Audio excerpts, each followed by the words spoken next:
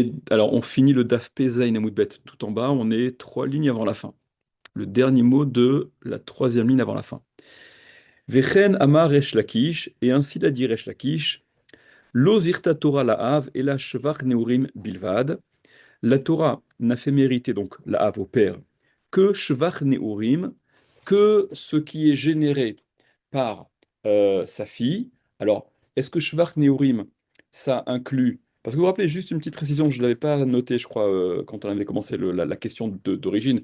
La question d'origine, c'était Rabbi Elazar qui demandait à Rav, Daf Pei Zayin Amud Aleph, le Hamoud précédent, celui qui blesse une bat ktana, est-ce que le dédommagement de la chabala, de la blessure, revient à la fille, qui est ktana, qui est donc mineure, ou est-ce que ça revient au père? Il y a le Pnei Yoshua là-bas qui s'interroge, et il se demande, est-ce que ktana, c'est davka ktana, c'est précisément ktana, c'est-à-dire avant même qu'elle ne soit nahara, avant même qu'elle ait ses signes de puberté à partir de 12 ans, ou est-ce que non? Ktana, ça vient exclure la gdola, la grande, c'est-à-dire après les 6 mois de période un peu transitoire de nahara. Et bon, le Pneu parle de ça, il fait dépendre ça de ce que dit Tosfot, etc.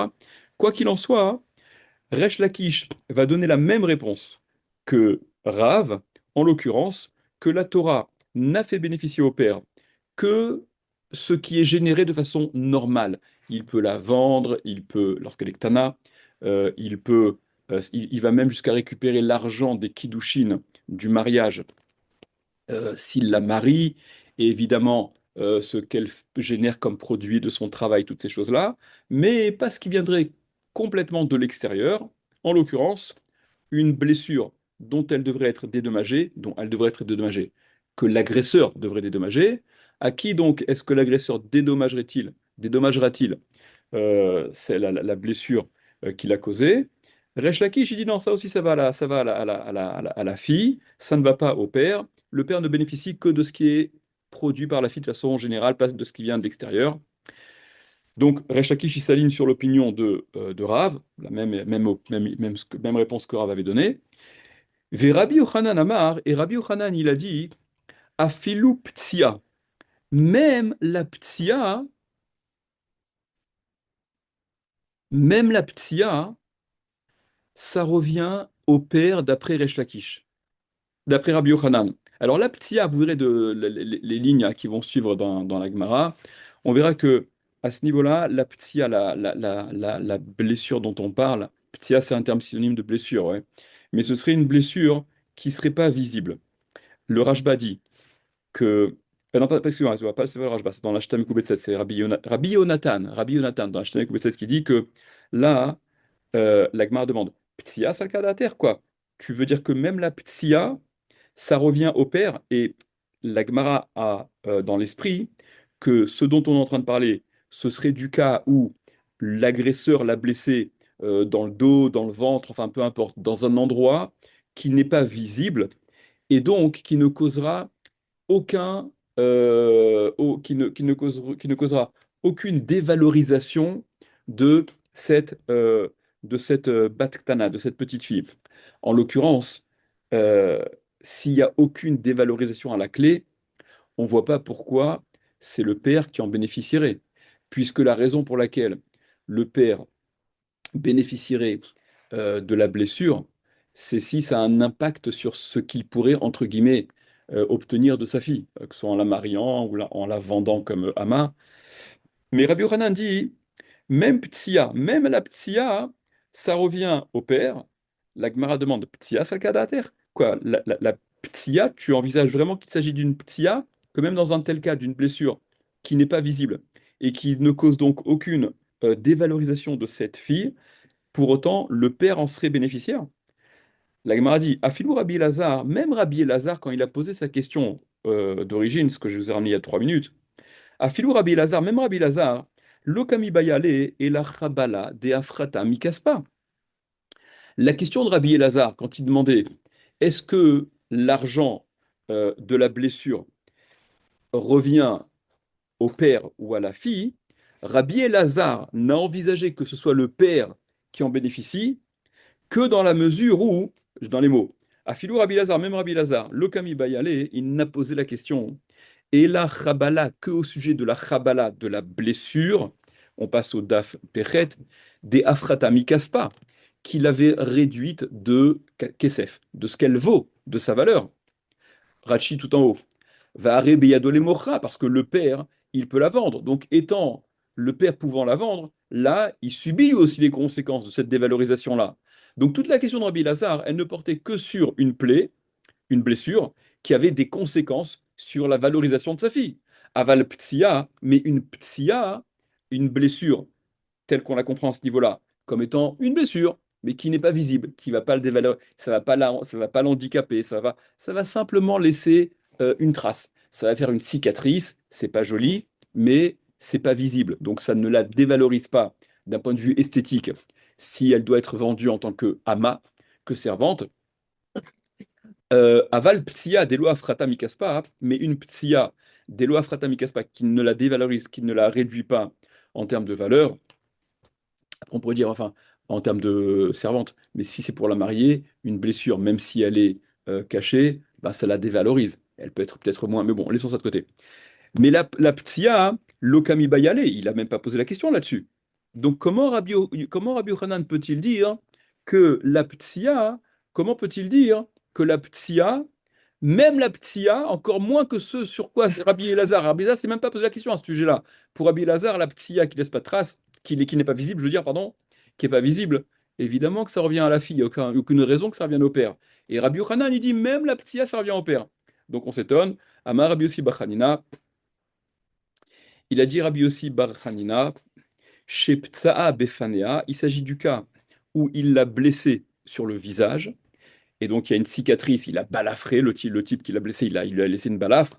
Et dans ce cas-là, une balafre sur le visage, Veafrata Mikaspa, hein, donc ça l'a réduit de sa valeur. Là, dans un tel cas, évidemment qu'elle est dévalorisée, entre guillemets, s'il fallait l'évaluer. Et par conséquent, c'est aussi à la charge du père. Voilà pourquoi le père serait bénéficiaire de cette, euh, de ce dédommagement-là. Regardez, à ce niveau dans la Gemara, il y a une précision que je voudrais voir avec vous, qui est développée par le Lechem Mishneh.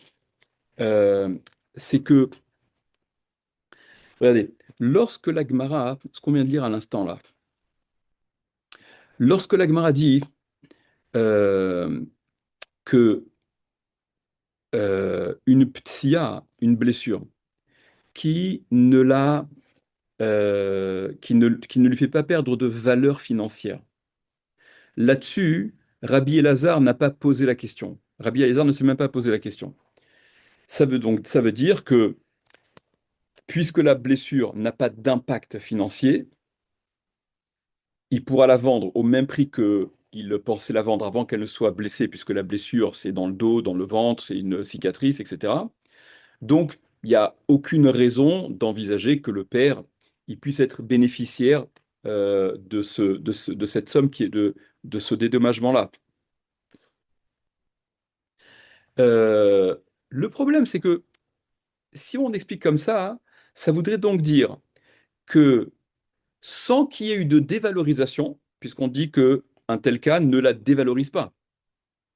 Donc sans qu'il y ait eu de dévalorisation, euh, il n'y a pas de Nézek. Jusqu'à présent, nous, tout ce dont on avait parlé, c'était que le Nézek, c'est quoi le Nézek? Le Nézek, le dégât, d'accord? C'était précisément la dévalorisation qui s'appréciait comment, rappelez-vous? Quel était le delta entre le prix qu'elle valait, que la personne valait, l'individu valait, s'il avait été le modèle de référence vendu sur un marché aux esclaves, combien il valait avant, combien il valait après. Mais là, s'il n'y a pas de afrata mikaspa, si elle n'a pas réduit de valeur, donc c'est que il n'y a pas de nezek à payer a priori, il n'y a pas de paiement de nezek. Et il n'y a donc que les paiements annexes. Tsahar, ripouille, bochet, d'accord, la douleur, les soins, l'humiliation, toutes ces choses-là. Et donc l'Agmara, ce qu'elle serait en train de dire, puisque on ne parle pas de Nézek, puisqu'il n'y a pas de Nézek, puisqu'il n'y a pas de dévalorisation.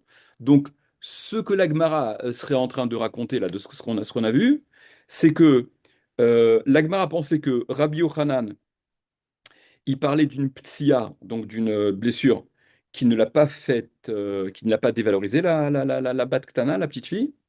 Il n'y a pas de Nézek, il n'y a que les autres sommes à payer. Et là-dessus, Rabbi Yochanan aurait dit que ces paiements-là reviennent au père. Et donc l'Agma, elle s'étonne, puisqu'il n'y a pas. L'Agma, elle s'étonne, euh, puisque c'est que Tsahar, ripouille, la douleur, le traitement et toutes ces choses-là, pourquoi ça reviendrait au père? Il n'y a pas de raison que ça revienne au père. Mais le Rambam, je vous lis le Rambam, je vous dis oralement le Rambam, mais ce qui m'intéresse plus de voir, c'est le Lechem Mishneh. Le Rambam, lui, il écrit que. Regardez, je vais peut-être vous le montrer. Euh, Regardez, c'est le Rambam dans Ilchot Rovel ou Mazik, évidemment. Perek Dalet, Alacha Yud Dalet. Regardez le Rambam ce qu'il dit. Achovel bevat ktana shel acherim, celui qui blesse une bat ktana, une petite fille, donc à d'autres, qui appartient à d'autres. Imnezek apochet ota mikaspa, ou imnezek apochet ota mikaspa, ou ariou shel av. Si le nezek la dévalorise de sa valeur, ça revient au père. Vechen shifta shel av, ainsi que le chevet, etc. Sharim asiyada vechesef bechirata shel aviyahu. Parce que dans un cas où la dévalorisation est effective, alors c'est normal que ce soit le père, parce que le père il est bénéficiaire de ce que la fille génère, etc. Bon bref, c'est comme un biochanan, entre parenthèses. Hein. Aval, aval tsar obosha deripou yareushela, ce qui m'intéresse. Vechen nezek.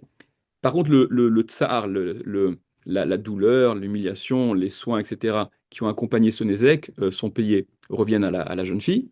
Vechen Nézek, et ainsi un Nézek, chez Eno Pochetota Mikaspa, qui ne la dévalorise pas en termes de ce qu'elle vaut, Harehu Shela, ça lui revient à elle. Donc le Rambam est en train de dire, a priori, que après, j'ai vu que le Chazonich, il a une autre lecture, mais laissons de côté le Chazonich. Le Rambam dit que le Nézek qui ne la dévalorise pas revient à la jeune fille. Ça veut dire que d'après le Rambam, il y a une enveloppe Nézek qui peut être payée malgré le fait qu'il n'y ait pas eu de dévalorisation. Comment ça se fait? Donc, c'est ce qu'explique. Bon, je dis oralement parce que sinon ça va être long dans les mots, mais c'est ce qu'explique le Lechem Mishneh. C'est-à-dire que j'aurais bien aimé qu'on le fasse ensemble. Mais on le fait ensemble très rapidement. On fait lecture très rapide. Euh, Allez, en fait, sur le Perek Bet, donc deux prakim plus tôt, euh, le Rambam écrit également, je vous lis la halakha du Rambam, c'est Perek Bet al Chavav. Afilu chisro keseara meor besaro. Même si donc l'agresseur, il a causé comme dégâts ne serait-ce comme un cheveu, mais hors Bessaro sur la peau, il a fait une blessure qui laisse une cicatrice. Chayav Bechamishat Varim, il est Chayav, l'agresseur, de payer les 5 enveloppes, chez Aor et Nochoser et la Tzaleket, parce que la peau ne revient jamais, la chair, la peau qui a été entamée, ne revient jamais à son état initial, mais ça laisse une Tzaleket, une cicatrice. Les fichas, par conséquent, non, imagine que ça l'a. Oui, tu as raison. Dans un cas où voilà, il a mis un coup de couteau, le mec il va se rétablir, il sera pas, voilà, ça laissera aucune conséquence. Ouais, une cicatrice, voilà. Après, en effet, si ça n'est qu'une simple blessure qui ne va pas lui occasionner un arrêt de travail, en effet, il n'y aura pas le chevet, ok? Et après même, et le bochette, qu'en est-il du bochette, si c'est visible, pas visible, etc. Sur le principe. Ce qui m'intéresse, qu'on va commencer, c'est que c'est par rapport à ce point précis que ce qui ne dévalorise pas la personne, regardez, les firars par conséquent, à Chovel Bachavero, celui qui blesse son prochain, Vekara Or, et il lui a littéralement déchiré la peau, c'est-à-dire qu'il l'a blessé, il a. Veotsi Menudam, donc il a fait saigner, Chayav Bachamishat Barim, il doit lui payer les 5 choses. Et là-dessus, je vous lis le Lechem Mishneh peut-être rapidement, mais voilà, vous pourrez le réécouter l'enregistrement si vous voulez. Voilà, le Lechem Mishneh, sur ce Rambam, il s'étonne, voilà, il reprend en fait ce sur quoi s'étonne le Maggid Mishneh. Maggid Mishneh, c'est un des commentaires les plus importants du Rambam, hein, avec le Kesef Mishneh, le Radbaz. Le Maggid Mishneh dit Pirouche Tsaleket, donc la cicatrice, c'est quoi? Ou Shechaita Hamaka. Et là, chez Léolam, Haroshem Nikar, chez Eno Choser Kemochaya, donc là, il définit c'est quoi la tzaleket, la tzaleket, c'est la cicatrice. Ou Kedam Perek Shmones Rachim, Bechabura, chez Nachozeret, Vehaï Suga, voilà. Vehaï Suga Dechovel Bevito, et c'est la Sugia, ce dont il est question dans la Gemara, et donne notre référence, à Chovel Bevito. Là où on est d'accord, Daf Pezaïn Amoudbet, Daf Pechet, là. Euh, Tsarich Riyun, des mashma, le Maggid Mishneh s'étonne parce qu'il dit, c'est bizarre, parce que des mashma, des lav bechol makom, meshalem nezek, et la bimkom anire, kegon panim. Le Maggid Mishneh dit, c'est bizarre, parce que le nezek ne doit être payé que lorsque, s'il s'agit d'une saléquette, d'une cicatrice, donc ce qu'il n'a pas handicapé dans sa motricité, dans ses aptitudes, etc. Et par conséquent, le nezek ne serait à payer que lorsqu'il est visible. Par exemple, sur le visage. C'est ce que l'Agmara a dit, que Rabbi Yossi, ce qu'on a lu dans l'Agmara, quand on s'étonne sur Rabbi Yochanan, mais comment tu parles d'une ptia qui est même pas visible? Là-dessus, on n'a même pas posé la question. Quand c'est pas visible, il n'y a rien à payer dans ce cas-là. Là, il y a aucune raison que ça revienne. Il y a pas de Nézek, comme je vous expliquais, ce qu'il en ressortait a priori de l'Agmara. Euh, et Rabbi aussi, il a dit non, non, en fait, on parle d'un cas où c'est sur le visage. Sous-entendu que si c'est pas visible, il n'y a pas de Nézek à payer. D'accord? Donc, ça, c'est la compréhension, c'est la première compréhension de l'Agmara que je vous ai rapportée. Et le Rambam, il dit qu'il y a oui à payer, même si la blessure n'a pas de conséquences en termes de valorisation. Et donc, ce qui n'est pas visible n'a pas de conséquences en termes de valorisation. Et donc, s'étonne le Maggid Mishneh par rapport à l'Agmara que le Rambam, il semble dire le contraire. Là-dessus, le Lechem Mishneh, on va le lire ensemble rapidement. Il est un peu long, mais on va le faire ensemble. Euh, Tama al Rav Magid. Donc, l'Echem Mishneh rapporte que le Rav Magid, le Magid Mishneh, comme je viens de vous le lire, il s'est étonné là-dessus des Perek Achovel, parce que dans le Perek Achovel, Ifligou Rav et Rabbi Yochanan, Gabe Chovel Bevat Ktana, ils sont en marloquette, en désaccord. Rav et Rabbi Yochanan au sujet de celui qui blesse une Bat Ktana. Bon, ils ne sont pas directement en marloquette, mais vous avez bien vu que Rav avait répondu à Rabbi Elazar que le père ne bénéficie pas du dédommagement de la Chabala, de la blessure, et Rabbi Yochanan, il venait dire Afilou Ptsia. Le père, il bénéficie même de la ptia. Alors, c'est quoi la ptia dont on parle? C'est ce qu'on a vu maintenant. Donc, ils sont en désaccord, Rav et Rabbi Yochanan, au sujet de celui qui rebelle Bevakstana, celui qui blesse une petite fille chez la Chérim, d'autres. Des Rav, savoir que Rav, il pense, des Achabala Hishela, que la Chabala revient à la fille, le dédommagement revient à la Baktana. Des Lozirta Torah la parce que la Torah n'a fait bénéficier au père. Et là, Shvach Neurim, que ce qui provient de ce que la fille génère comme produit en général, mais pas de quelque chose de l'extérieur, d'une blessure de laquelle elle devrait être dédommagée. Bilvan. Vechen Amar Resh Lakish, et ainsi l'a dit Resh Lakish, d'accord, comme Rav. Ve Rabbi Yochanan, et Rabbi Yochanan, Amar, lui, il a dit, Afilou Ptsia, même Ptsia, ça revient au père. Veikshoucham, et donc ils ont objecté là-bas dans la Gemara, c'est ce qu'on vient de voir. Ptia sakadater, quoi. La ptia, avec l'état d'esprit dans lequel on est, que la ptia, ça ferait donc référence à une plaie qui n'est pas visible. Et quoi, toi, Rabbi Hanan, tu dis que une telle plaie devrait être dédommagée au père. À Filou Rabbi Lazar, le Kamebayale et la Chabala, même Rabbi Lazar n'a posé la question que sur une Chabala, une blessure des Afreta Mikaspa, qui l'aurait dévalorisé de sa valeur. Et par conséquent, dans un tel cas, ça s'entend que le père soit destinataire, parce que il en paye les conséquences lui aussi. Il pourra la vendre moins cher, vendre entre guillemets, que ce qu'il aurait pu si elle n'avait pas été blessée, quand c'est visible. Aval ptia de frata, mikaspa, mais une ptia qui ne la dévalorise pas en termes de valorisation, l'okami bayale, là-dessus, il n'y a même pas la question qui se pose. Vetires Rabbi Yossi Bachanina, il a répondu Rabbi Yossi Bachanina, tout ça c'est l'Agmara, on prend l'Agmara, n'est-ce pas?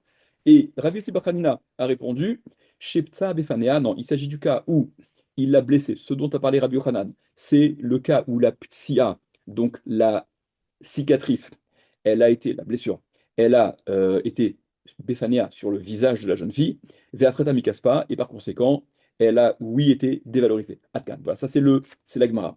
Mashma, il en ressort donc, on en comprend de cette Gemara, des Lekanezek que chez Béphanéa, on en déduit donc qu'il n'y a pas de Nezek, si ce n'est que la blessure avait été sur le visage et que ça laissait des traces, que c'était visible, enfin, que c'était visible plutôt, alors il n'y aurait pas eu de Nezek.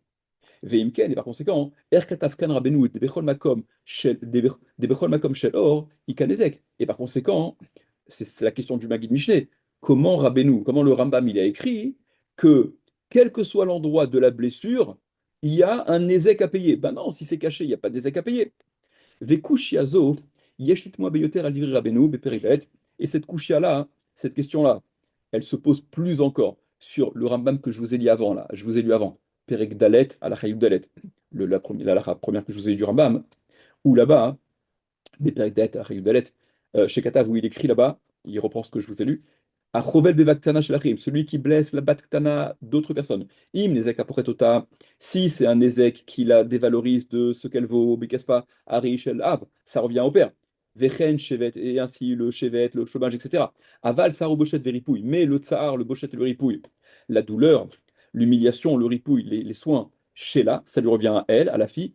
Vechen nezek sheno pochata, ainsi que le nezek. Là, il le dit, mais fourrache explicitement. Ainsi que le nezek qui ne la dévalorise pas, mikaspa de ce qu'elle vaut, arei shela, c'est à elle, atkan, ve'ashta, et maintenant, yeshlit moa, il y a lieu de s'étonner, chez imeno puchata mikaspa, que si ça ne la dévalorise pas de ce qu'elle vaut, maïnezek ika, quel nezek y a-t-il? Le nezek, la définition du nezek, nous, de ce qu'on connaît depuis le début, c'est nezek égale le delta entre ce qu'elle valait avant, ce qu'elle vaut après. Et là, il n'y a pas de dévalorisation. Donc le delta, il est égal à zéro, donc il n'y a pas de nezek. Des shiur nezek chez Meshaharinoto, parce que la mesure, l'appréciation du nezek que l'on évalue, qui est ilou evet, car comme je vous ai dit, c'est comme si c'était un evet qui était vendu au marché, et ce qu'il a dévalorisé, ce qui est à cause du coût, c'est ce qui doit être payé, et puisqu'ici il n'y a pas de dévalorisation, par conséquent, maïnezekika, quel nezek y a-t-il? Veku shiazo, ajoute, descendre rapidement, descendre, quoi? Non, mais c'est nul, tu vas pas l'inventer. On va pas inventer notre enveloppe. Là, on est en train de dire que c'est un Nézek. C'est ce que le Rambam, s'il en parle, ce à quoi il fait référence, c'est le Nézek. Même si ça ne le dévalorise pas, tu dois payer le Nézek. Je vous dis que le Chazon, je dis autre chose, mais je laisse le Chazon, je connais. Des Shiazo, et cette Kushia-là, Itagamkan lui à Tour. Voilà, même question qui se pose sur le Tour, parce que le Tour, il écrit la même chose que le Rambam. D'accord? Nanana, nanana, je ne veux pas vous là. La reine irait l'ilomar. Par conséquent, il me semble devoir falloir dire. Des Rabbeinu Zal, que Rabbeinu, le Rambam, Uba à la tour et le tour également, mais le tour également le Rambam, Cholkim al Pirouchar Amefarshim, ont une autre explication de la Gemara, une autre lecture de la Gemara que les autres Mefarshim, que celle que je vous ai donnée jusqu'à présent. Des Niré Shem et Farshim, il semble que Shem et Farshim, que eux expliquent, Ptia Salkadater, quand la Gemara elle a dit Ptia Salkadater, quoi? Rabbi Yochanan, il parle d'une Ptia, d'une blessure qui n'est pas visible. Regarde, Al-Korar, Lokami Baya, les. Voilà, non, Keloma, Salkadater, c'est-à-dire, voilà quelle est l'action de la Gemara. Des maïs de Amar Rabbi Yochanan, que ce que Rabbi Yochanan a dit, des ptia shel av avait, que la ptia, quand Rabbi Yochanan dit la ptia, même cette blessure qui n'est pas visible, elle revient au père, à filou delo afrata mikaspa, même si elle ne la elle ne réduit pas de ce qu'elle vaut, elle ne réduit pas la valeur de la fille, Delekabanezek, parce qu'il n'y a pas de Nezek, et là, Tsar, Ripouille ou Bochette, mais il n'y a que Tsar, Ripouille et Bochette, d'accord, une blessure qui n'entraîne pas de dévalorisation de valeur, mais qui, ok, est accompagnée de douleur et il y a un traitement nécessaire, et il y a l'humiliation, etc. Ou chez la via, ça revient au père. Les rares makché, c'est pour ça que Maksha, donc c'est pas que la Gemara objecte. Vekeva DNK Nezek, chez ou Parat Mikaspa. Et puisque, donc, ça c'est l'explication de ce que je vous ai dit, des autres Mefarshim. Et puisqu'il n'y a pas de Nezek, qui correspond à la dévalorisation, mais il n'y a que Tsahar Ripouille aux pochettes, il n'y a que la douleur, le soin, l'humiliation. Ah, Mayavesh Lavia. Pourquoi est-ce que ça reviendrait au père? D'accord? C'est la question, c'est la question, la lecture de la Gemara que les autres Mefarshim ont. Comme je vous ai dit tout à l'heure au début de la Gemara, hein.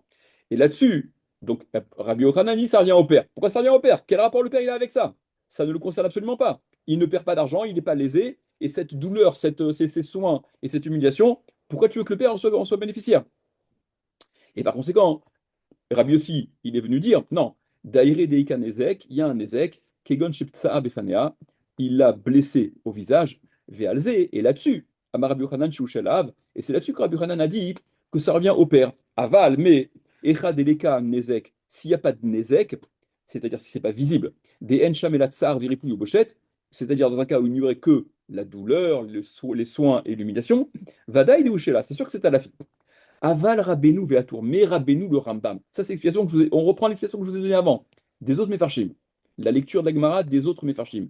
Mais le Rambam, Aval Rabbeinu Veatour, Hem Mefarshim, eux expliquent la chose suivante. Regardez, c'est ça la différence de lecture.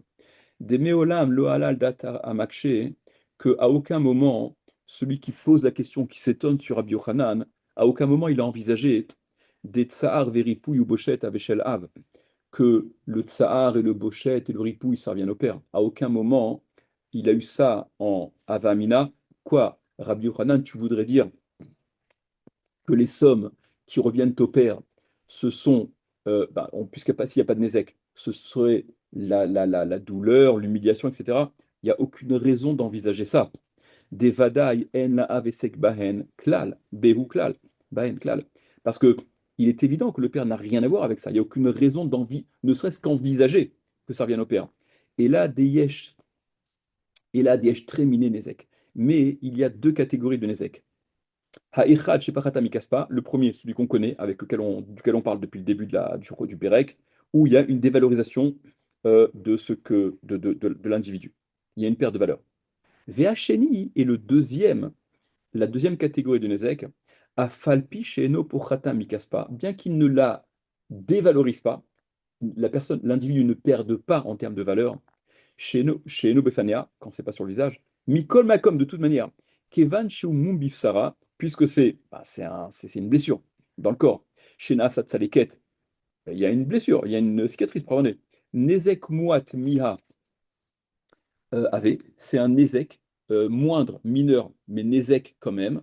Vers Nezek qui a, et c'est sur un tel Nezek que Matma Talmuda, que s'étonne la Gemara, des Kevan Deno Pochata Mikaspa, puisqu'il ne génère aucune dévalorisation, à Maya Veshelavia. Pourquoi est-ce que ce Nézek reviendrait au père? C'est pas que on n'envisage pas Bichlal qu'il y a un tel Nézek, c'est que en effet, cette deuxième nature de Nézek, de dégâts, existe, il doit être dédommagé, mais en aucun cas, il ne devrait l'être au profit du père, puisqu'il n'a aucun impact sur le père.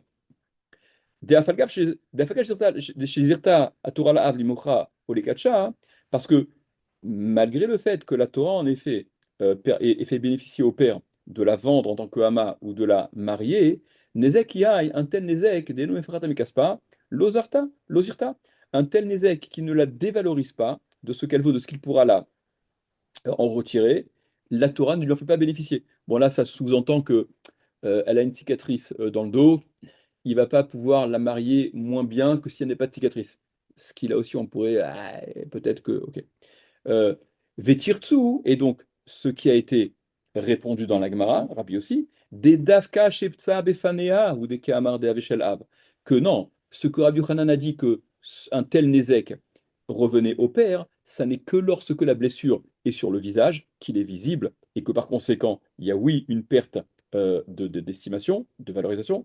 Avanezek chez nous pour ne casse pas, hein, mais un Nézek qui ne la réduit pas en termes de valeur, Loav Shelav, ça revient pas au père. Évidemment que c'est pas au père.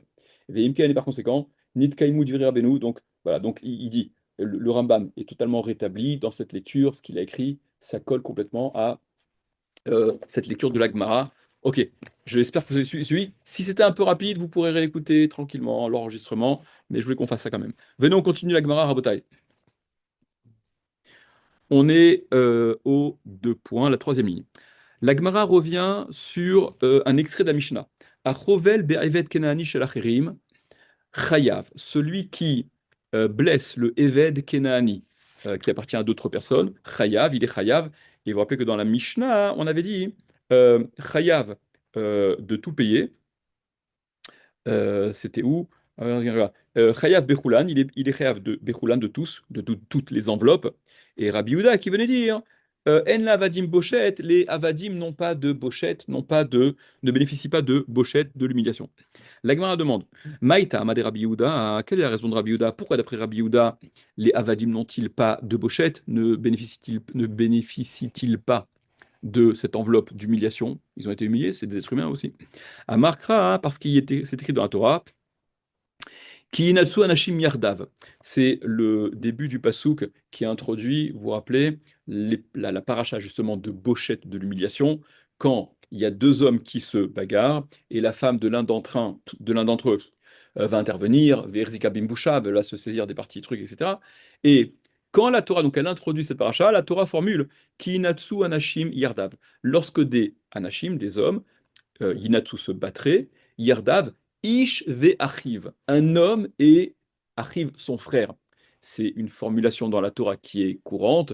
On appelle Achiv son frère, son prochain. Ok, même s'ils sont frères, il n'y a pas de parenté, ils ne sont même pas copains, ils ne se connaissent même pas, mais Ish ve Achiv. De ce terme-là, Ish ve Achiv, dit l'Agmara, hein, Bemish yeshlo Achva, celui avec lequel il y a Achva, il y a cette Achva, cette notion de fraternité, de fratrie. Yatsa Eved, en est exclu le Eved Kenaani, chez En Lo Arva, qui lui ne bénéficie pas, n'est pas dans ce cadre de Arva. Qu'est-ce que ça veut dire? Il n'est pas dans ce cadre de fratrie. Regardez, Rashi donne, enfin, le Rashi qui est chez nous, regardez, Rashi tout en haut. Yatsa, quoi? Attends, deux secondes. Yatsa Eved Shen Lo Arva. Il est exclu le Eved qui n'a pas de Arva, qui n'est pas concerné par cette fratrie-là. Rashi et Rashi. Am Im Israël, chez En Babekal. Il n'est pas considéré, il n'a pas la Arva avec Israël, puisqu'il ne peut pas intégrer le Kaal, il ne peut pas se marier, il ne peut pas rentrer dans le Kaal Israël. Il est Eved Kenani, il ne peut pas faire partie du Kaal Israël. Euh, le Torah Traim objecte sur ce Rashi que qu'il y a d'autres personnes qui ne peuvent pas également rejoindre le Kaal, et pour autant, ils sont appelés Ach. Ils donnent le cas de celui, dans la Torah, il y a une paracha un peu particulière, celui qui serait mutilé de façon particulière au niveau justement des organes génitaux, qui ne peut pas se marier avec une Bat Israël, mais pour autant, il est complètement Ach. Et regardez dans la marge, Massoret Hachas, Rachid donne une autre explication, et c'est pour ça que le Torah Traim privilégie cette explication-là qui est dans la marge. Eved, c'est non pas celui qui ne peut pas se marier, mais En lo arva chez Mutar be'achoto be'eshet achiv, il lui est permis de se marier, le Eved, avec sa sœur ou avec. Donc il n'y a, pas- il y a pas cette généalogie-là, il n'y a pas ces liens de fratrie ne sont pas présents chez lui au point de lui interdire, etc. Voilà en quoi il n'est pas. Tosfot disent une chose un peu différente. Tosfot disent En yotse chalatzav kruin achim. C'est-à-dire que, enfin, c'est un peu la même chose. Il y a pas cette généalogie qui les concerne, comme si c'était un peu plus anarchique, c'est un peu moins formalisé. Ok, ils sont moins. Ok, quoi qu'il en soit, hein, alors l'Agmara dit, voilà, de ce terme arrive, il y a Rabbi Yehuda qui apparaît dans la paracha du Bochet. Rabbi Yehuda, il en exclut le Eved Kenaani, puisque le Eved Kenaani n'est pas concerné au premier chef par cette Arva, comme le sont le reste d'Israël. Verabana, l'Agmara demande, alors dans ces cas-là, les Chachamim, ils font quoi de ce Arrive? Si le Arrive, il est là pour exclure quelque chose, pourquoi d'après les Chachamim, le Eved, il bénéficie, oui, de Bochet, Verabanan, Achiv ou Bamitzvot. Les Raman te disent, mais Achiv Bamitzvot, il est Achiv Bamitzvot, c'est ce que tu voulais dire. Il est le frère dans les mitzvot. Donc il n'y a pas de raison de l'en exclure, parce que le Achiv n'exclut pas le Eved. Le Eved, il se rattache au Achiv au travers des mitzvot qui sont communes à ce que Israël pratique, même si en effet, il ne s'agit que de certaines mitzvot, comme on va voir par la suite. L'Agmara dit, entre parenthèses, euh, je continue. Et là, mais attends, la Gemara demande, alors si c'est comme ça, hein, les Rabbi Yehuda, d'après Rabbi Yehuda, Zomeme Eved, Loya Rogu, je traduis, je vais expliquer. Les Zomeme Eved, les faux témoins qui ont été rendus Zomem. Vous vous rappelez que les Zomemim, ce sont de faux témoins qui sont contredits d'une façon très particulière, ils sont confondus par un autre groupe de témoins qui débarquent et qui leur disent euh, ce- le témoignage que vous déposez ne peut pas, vous n'avez pas pu y assister puisque vous étiez avec nous tel jour à tel endroit. Donc ce que vous racontez, vous n'avez pas vu, vous n'étiez pas là-bas, vous étiez avec nous tel jour à tel endroit. Et la halakha est que on applique aux homémimes, à ces faux témoins, ce qu'ils avaient prémédité de causer à la personne sur laquelle ils témoignent. Donc l'Agmara objecte. Et là, mais attends, alors si c'est comme ça, hein, les Rabbi Yehuda, d'après Rabbi Yehuda, Zomémé Eved, Loya Rogu, les homémimes d'un Éved qui aurait témoigné sur un Éved Kenaani, Loya Arogu, ils ne seront pas tués. Pourquoi? Dirtiv, parce que c'est écrit, Vasitem lo kasher zamam la asot le achiv. Le pasouk dans la Torah qui parle justement de cette peine, de la hazama, de ce qu'il convient d'appliquer à ces faux témoins qui ont été confondus de cette façon-là et qui vont subir l'effet boomerang de leur déposition, la Torah formule Vasitem lo, vous lui ferez, au couple de faux témoins, Kacher zamam la asot, comme il avait prémédité de faire, les arrive à son frère. Or, d'après toi, Rabbi Yehuda, le mot arrive, il exclut le Éved, donc les homémimes ne seront pas tués parce que ce qu'il témoigne sur le Éved, c'est pas son frère. Donc il n'aurait pas eu l'effet de le tuer. Alors c'est un peu bizarre parce que je comprends pas. S'ils sont pas tués, donc, s'ils ne subissent pas l'objet de leur préméditation, vous savez, et c'est ce que Tosot va relever immédiatement, je vais vous le montrer, au tout début de Makot, le premier Tosot de la Maseret de Makot, rapporte que, enfin la Gemara dit ça, que un témoignage qui n'est potentiellement pas azamable, un témoignage sur lequel on ne pourrait pas appliquer la azama, c'est-à-dire euh, punir les faux témoins de l'objet de leur préméditation, n'est pas un témoignage. Kol edut sheyatayachol azima, tout témoignage que tu ne peux pas, les azima, appliquer la azama, ena edut, ça n'est pas un témoignage. Regardez Tosfot, le deuxième Tosfot en haut, zomeme eved oyarogu, les homémimes d'un Éved, donc ils ne seront pas tués. Des Kevan de Amlo Yarogu, et puisque ne sont pas tués, Gamma Éved lo Yareg, même le Éved ne sera pas tué. De Avele et Duchianata Azima, puisque c'est un témoignage que tu ne peux pas, sur lequel tu ne peux pas faire la Azama, et donc il n'est pas à retenir ce témoignage. Ok. Or, implicitement, hein, quand la Gemara objecte à Rabbi Yehuda, c'est qu'on voit par ailleurs, et des mettre dans la Gemara Makot d'Afret Amoudbet, on voit là-bas que, apparemment, euh, le, le, le Eved Kenaani, il est oui sujet à la Mita. On peut oui témoigner sur lui euh, euh, et donc, enfin, il va causer oui la Mita. Les faux témoins, hein, ils seraient oui Chayav Mita s'ils témoignent d'une mort dont il n'est pas coupable, s'ils sont rendus eux-mêmes. Donc, la Gemara s'étonne.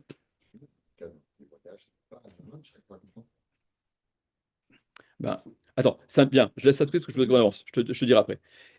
Donc la Gemara demande, dans ces cas-là, si pour Rabbi Yehuda, le mot arrive, il exclut le Eved, donc les témoins zomémim qui témoignent sur un Eved ne seront pas tués, puisque Vasitel Mokachar Zamla Sot l'arrive, et l'arrive, c'est pas son truc.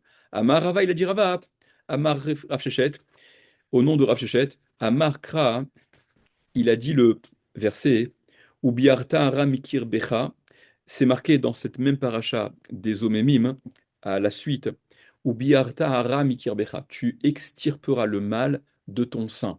C'est-à-dire qu'il y a une insistance de la Torah où, après avoir parlé du scénario où les témoins Omémim, par exemple, ils devaient donc subir la mort parce qu'ils avaient accusé quelqu'un d'une mita, et c'était pas vrai. Ils ont été rendus eux-mêmes.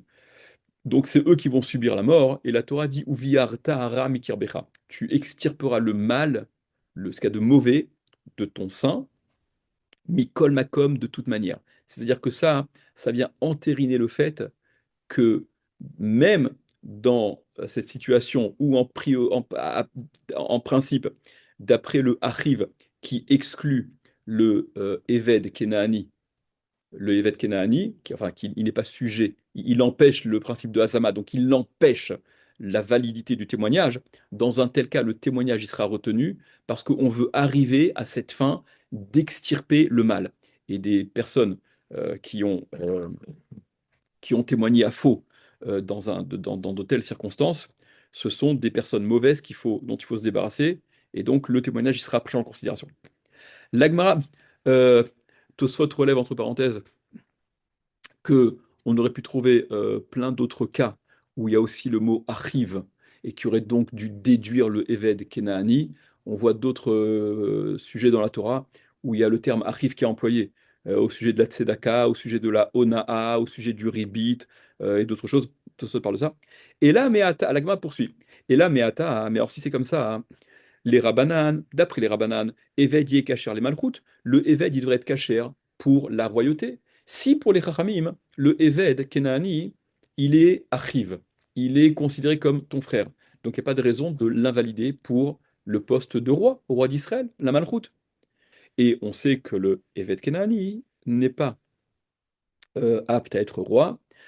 Amré, l'Agmara répond, Velita amer, mais d'après toi, hein, c'est-à-dire que tu viens objecter sur les Chachamim, tu viens objecter que d'après les Chachamim, qui considèrent que le Eved, il est oui concerné par Achiv, et donc il ne devrait pas être invalidé du rôle du poste de roi, mais d'après toi, hein, la question se pose même sur Rabbi Yehuda, qui lui exclut le Eved du mot arrive, de toute manière, même Rabbi Yehuda, il a le problème suivant.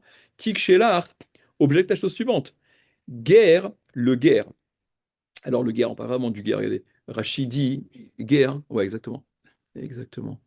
Où est-ce que c'est regardez, le troisième ligne de Rachid, là, le troisième fil de Rachid. Tik Shelar guerre. Tu auras le problème avec le guerre. Chez Ledato Veorato Bigdusha, celui dont la Leda, l'accouchement, il est né. Veorato est la conception. Bikdusha dans la Gdusha. C'est-à-dire, il a été conçu, en fait, c'est le fils du gars. C'est celui dont la mère s'est convertie avant qu'elle soit enceinte, donc avant Horato, avant sa conception. Alors vous direz, bah, si la conception, elle a été. Oui, oui, c'est pour ça qu'on parle du fils du gars. Si Horato, si sa conception, elle l'a précédé, pardon, si la conversion, la Bikdusha, la conception s'est faite dans la Gdusha, c'est-à-dire que la mère était déjà convertie. Alors vous me direz, ben, les datos, quand elle lui a donné naissance, évidemment que c'était aussi après. Le Maharsha, il explique pourquoi il y a cette insistance-là. Quoi qu'il en soit, le fils du guerre, à Filouli Rabbi Yehuda, même d'après Rabbi Yehuda, Yeshlo Arva, et donc qui a la Arva, il est considéré par Achiv, ou Passoul et Malchut, mais il est Passoul, il est invalidé au poste de roi de toute manière, etc., dit Rashi. Euh, euh, alors, attends, 2 secondes. Donc, même pour Rabbi Yehuda, hein, quand le type il est arrive, il est invalidé à la royauté. Pourquoi? Donc, Velita Amer, d'après toi, hein, Tikchelar guerre, les livrets à col, la question se pose avec le fils du guerre, d'après tout le monde. Et là, hein, seulement, donc, en donnant la réponse qu'il va apporter, ça répond à ces deux questions différentes. Et là, marquera seulement le Passouk a dit, c'est marqué dans la Torah au sujet du roi, Mikerev Achecha. Au sujet du roi, la Torah précise, Mikerev Achecha. C'est quelqu'un qui doit provenir, Mikerev, du sein Achecha de tes frères, d'entre tes frères. Et de ce terme, apparemment, Mikerev, dont on aurait pu faire l'économie, l'Agmara fait la dracha, Mimouvrar Shebe Achecha, du meilleur d'entre tes frères. On ne voit pas trop le rapport entre Mikerev et le meilleur. En tout cas, c'est la dracha qui est faite. Et par conséquent, ça exclut le Eved Kenaani. Ça exclut, on va dire aussi, le guerre, qui n'ont pas cette généalogie-là, qui ne bénéficient pas de cette généalogie valorisante, etc. L'Agmara demande, quoi? Quand j'arrive à te comprendre sur le fait, ok, il Hmm. a un héritage. Ouais.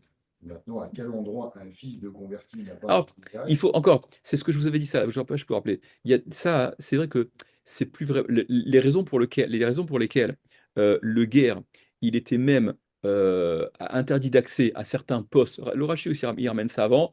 C'est parce qu'il faut se placer dans le contexte. À l'époque, le guerre, il débarquait de nulle part. C'est quelqu'un, si les deux, tu me parles, mais c'est pareil, c'est pareil, c'est pareil. C'est que C'est ça que il j'arrive est, pas. c'est pareil, c'est que remets-toi dans le contexte. Ce qui est plus du tout d'actualité, factuellement, je parle. Le guerre dont on parle dans la Torah, c'est le type qui débarque de nulle part. Il a aucune attache, il a aucun background. Il vient, c'est un misken, ok? Donc il rejoint le peuple, il a aucune assise, aucun support, aucune. Donc c'est pour ça que il peut pas incarner un poste où il y a besoin d'une espèce de. Oui, ça Ok, part. c'est ça le. Venez ensemble, on avance un peu.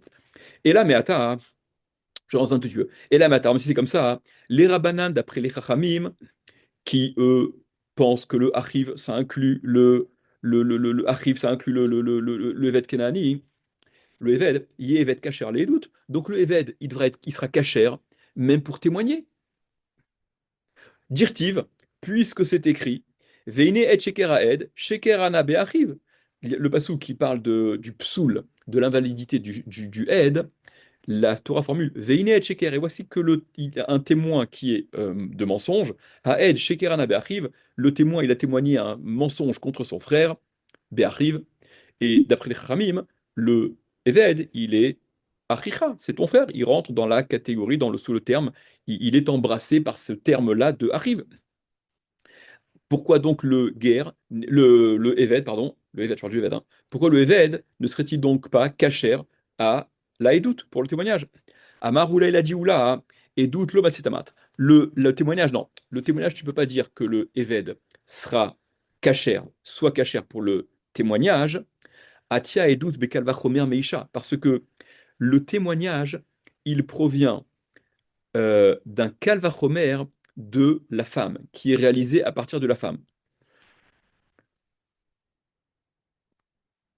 Parce que, enfin, allez, Uma Isha Sheire ou Yalavo Bekaal, et alors, c'est-à-dire que, enfin, j'ai mal traité, que le guerre ne puisse pas être cachère, que le Eved ne soit pas cachère pour le témoignage, ça, tu l'apprends d'un calvachomer à partir de la femme. Regardez, prenez Rachi rapidement, et doute le Matsitamart, le témoignage dont tu ne peux pas dire, des Ilonafkalan Psula Meachicha, Titimi Calvachomer, que si tu n'apprends pas le psoul, si en effet, tu ne peux pas l'invalider par rapport au terme achicha, parce que d'après les chachamim, ça n'exclut pas le eved, de toute manière, tu vas le déduire par un kalvachomer que le eved n'est pas apte à pouvoir déposer un témoignage. Quel est-il, ce kalvachomer? Ou maïcha chez Irouya Lavobakaal, si déjà la femme qui est Réouya Lavobakaal, qui elle, bien évidemment, peut intégrer le kal, elle se marie avec un Israël. Psoula la Edout, mais elle est psoula pour le témoignage. Eved chez Noraou Bekaal, le Eved qui lui n'est pas apte à intégrer le Kaal, et Nodin chez Passoul la Edout, n'est-ce pas à plus forte raison qu'il sera Passoul au témoignage? Si déjà celle qui peut intégrer le Kaal n'est pas apte au témoignage, alors celui qui ne peut même pas intégrer le Kaal, encore moins sera-t-il apte à pouvoir